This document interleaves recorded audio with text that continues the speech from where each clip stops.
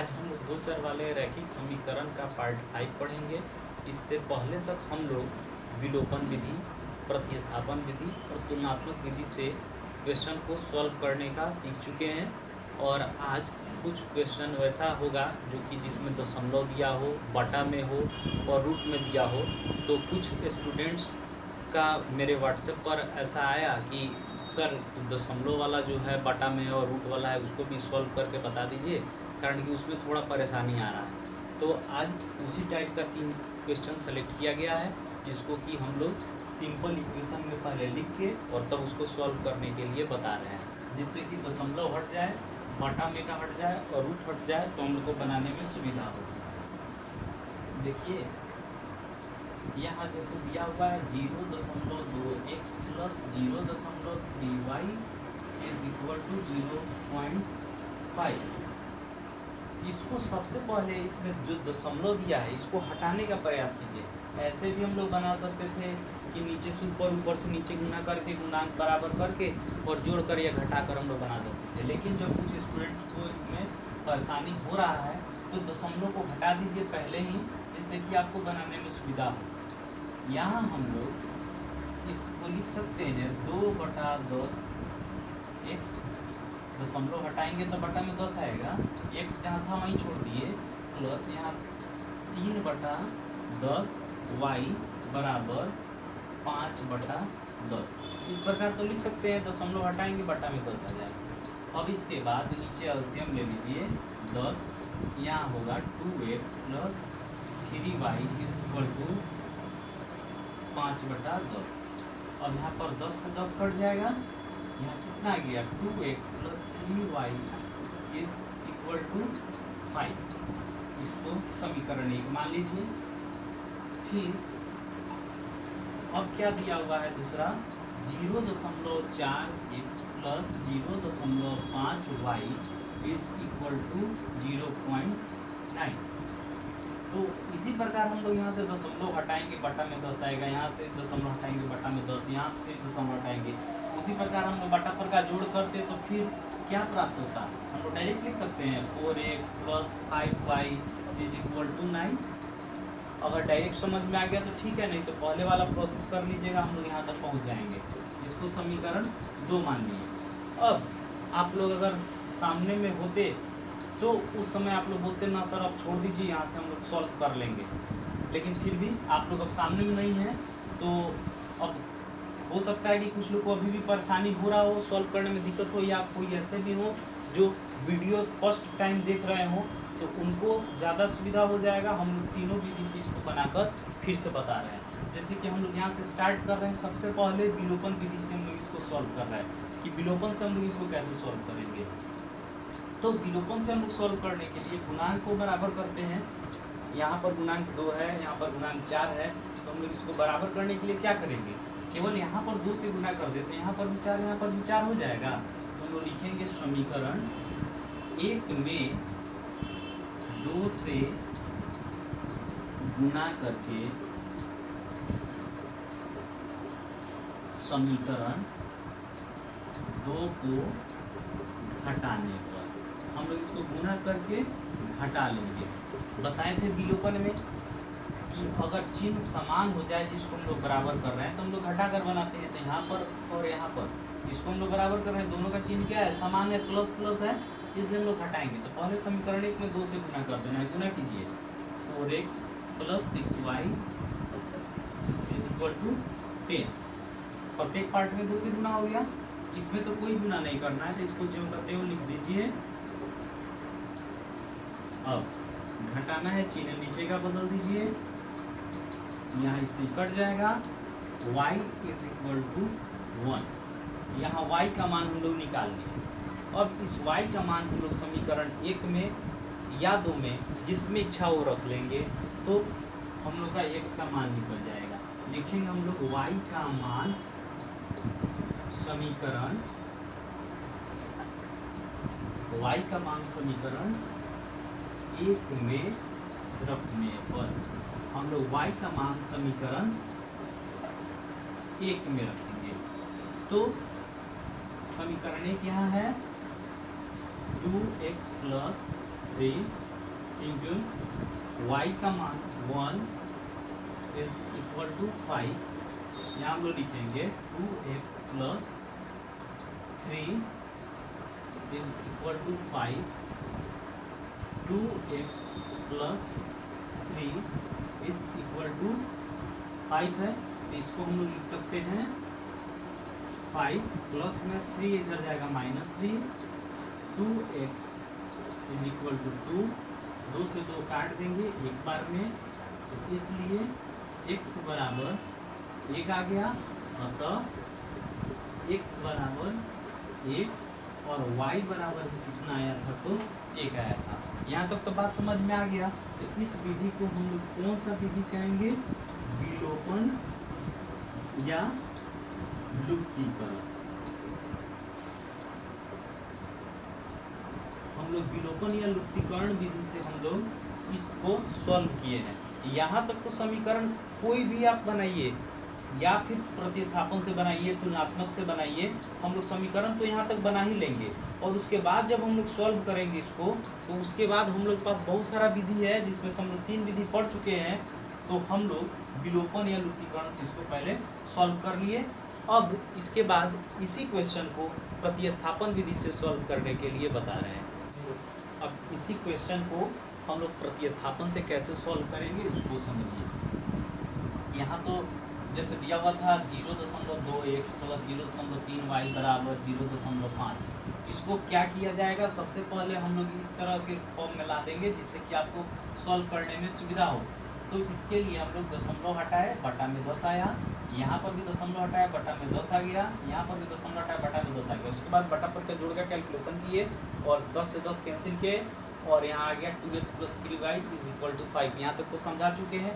Same इसी प्रकार से यहाँ पर भी हम लोग कैलकुलेट करेंगे तो 4x plus 5y is equal to 9 आ जाएगा। यहाँ तक आप लोग समझ चुके हैं। इसके आगे आप लोग को विलोपन विधि से सॉल्व करने के लिए समझाया जा चुका है। अब प्रतिस्थापन से हम लोग इसको कैसे सॉल्व करेंगे उसको भी समझिए। यहाँ लिखा जाएगा समीकरण 1 से। प्रतिस्थापन के लिए कोई भी एक समीकरण हम लोग चुन लेंगे, उसी से चलेंगे। तो लिखेंगे समीकरण 1 से 2x plus 3y is equal to 5। अब यहाँ कोई भी एक वेरिएबल क्वांटिटी, कोई भी एक चर राशि का हम लोग मान निकाल लेंगे। जैसे कि यहाँ हम लोग लिखे 2x is equal to 5 minus 3y और x बराबर अब हम लोग क्या लिख सकते हैं, x is equal to 5 minus 3y और बटा कितना हो जाएगा 2, गुना में से भाग में चला आया। हम लोग यहाँ पर किसका मान निकाले, तो x का मान निकाले। समीकरण 1 से चल के हम लोग x का मान निकाले हैं, तो अब इसका मान हम लोग समीकरण किस में रखेंगे, 2 में। अगर 2 से चल के हम लोग मान निकाले रहते तो इस x का मान हम लोग समीकरण 1 में रखते। ऐसे ही प्रतिस्थापन विधि सब्स्टिट्यूशन मेथड से हम लोग इसको सॉल्व करते हैं। तो अब हम लोग x का जो मान निकाल चुके हैं इसको समीकरण 3 मान लिए। अब इसका मान हम लोग समीकरण किस में रख देंगे, तो 2 में। लिखा जाएगा x का मान समीकरण 2 में रखने पर, x का मान हम लोग समीकरण 2 में रखेंगे। तो समीकरण 2 यहाँ है 4 गुना x की जगह पर लिखा जाएगा 5 माइनस 3y बटा 2 प्लस 5y बराबर 9। इस तरह हम लोग लिखे। अब 2 से हम लोग इसको काट देंगे 2 बार में। अब यहाँ गुना करेंगे तो गुना कीजिए 10 माइनस 6y, ब्रैकेट जहाँ तक होता है वहाँ तक हम लोग गुना कर लेंगे। तो 2 से इसमें गुना किए, 5 में 10 माइनस 6y।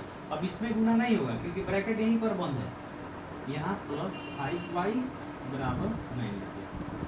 अब y वाले को एक साथ हम लोग कैलकुलेट करेंगे तो माइनस y चलाएगा बराबर 9, प्लस में 10 इधर जाएगा -10, माइनस y बराबर -1। माइनस से माइनस हम लोग काटते हैं तो इसलिए y बराबर आ गया 1। y का मान निकल गया।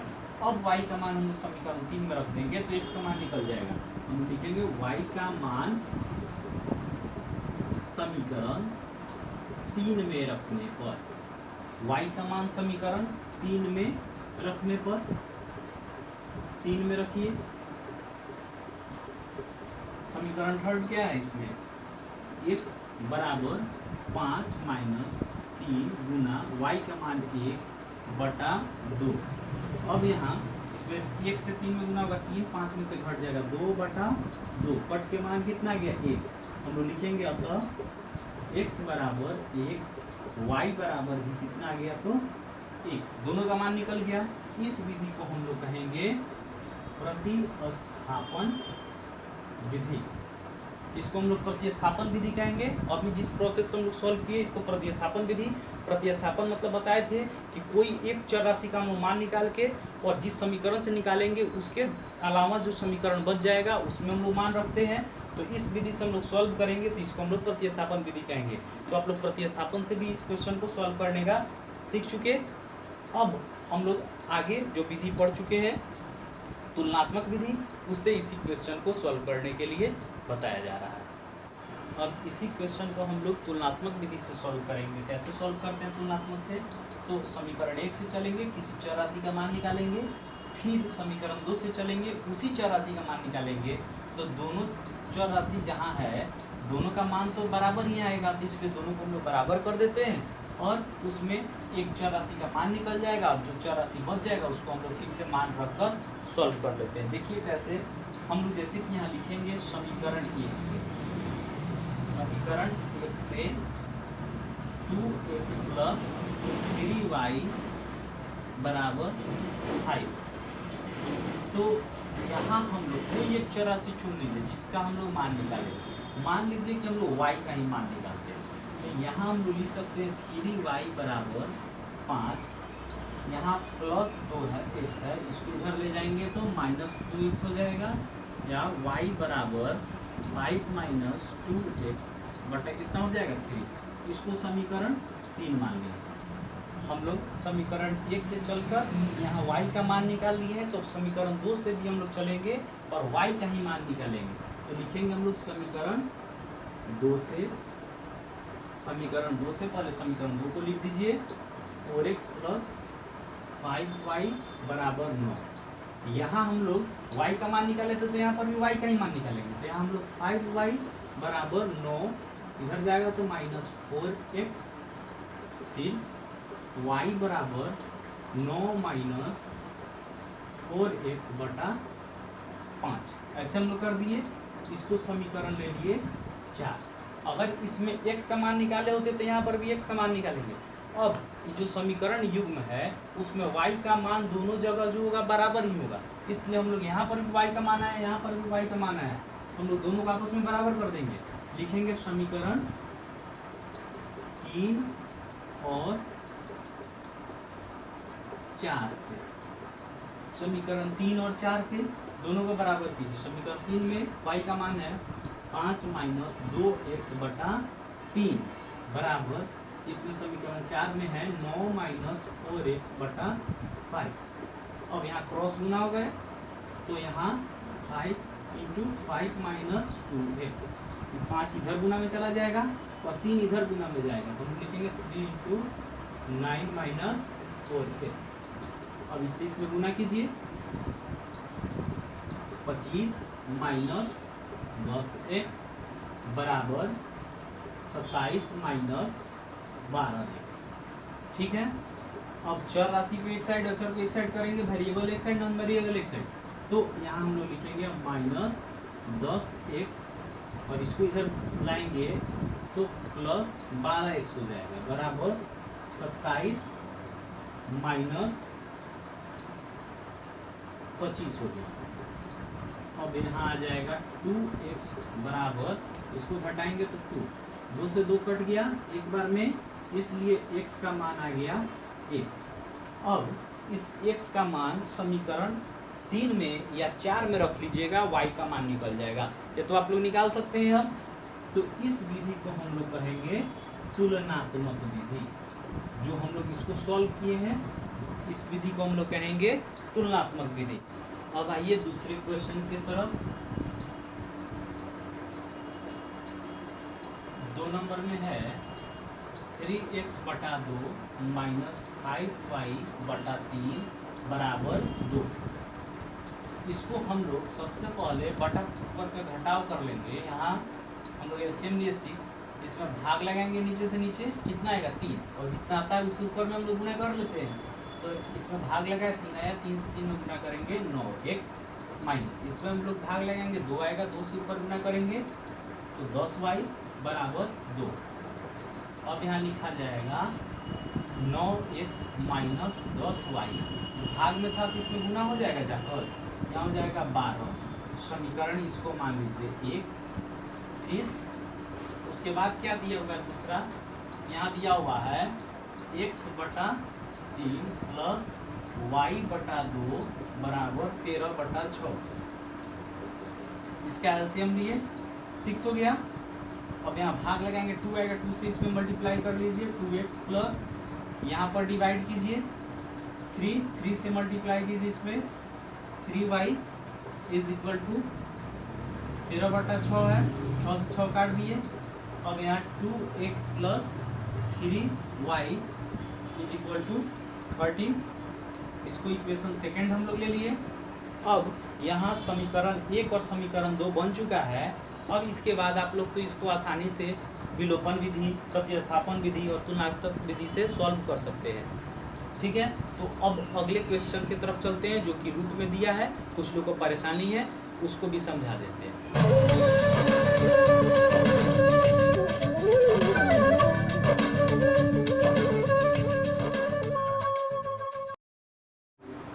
अब आइए तीसरे क्वेश्चन की तरफ।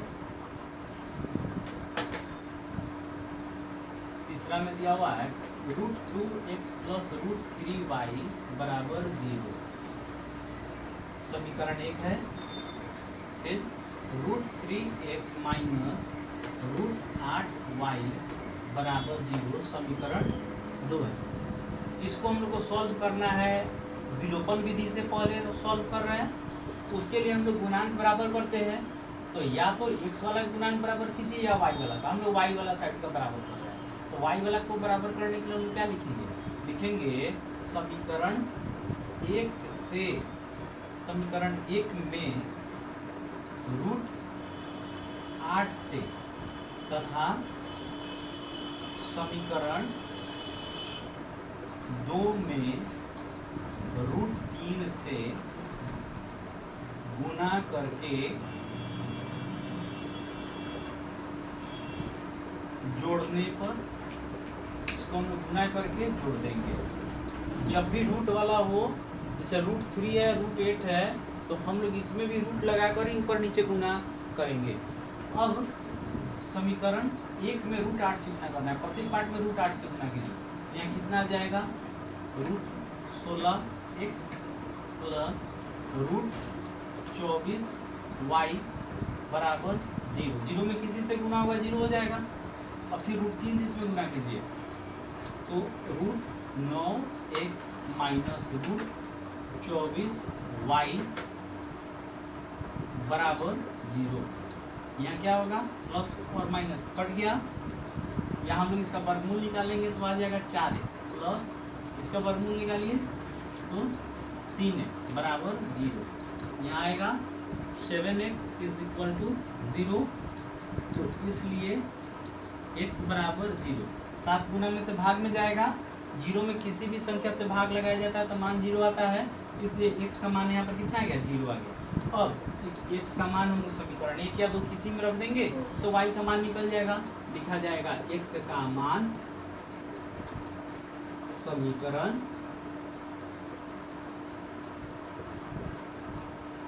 2 में रखने पर, तो यहाँ √3 गुना x का मान 0 माइनस √8y बराबर 0। अब 0 से गुना होगा तो पूरा पार्ट 0 हो गया, यानी कि हम यहाँ पर लिख सकते हैं माइनस √8y बराबर 0। इसलिए y बराबर 0, माइनस √8 जो है भाग में जाएगा तो 0 में किसी भी चीज़ से भाग लगाएंगे 0 आ जाएगा। तो अतः x बराबर कितना आ गया, 0, y बराबर 0। इस विधि को हम लोग कहते हैं विलोपन या लुप्तीकरण विधि, इलिमिनेशन मेथड इसी को कहा जाता है।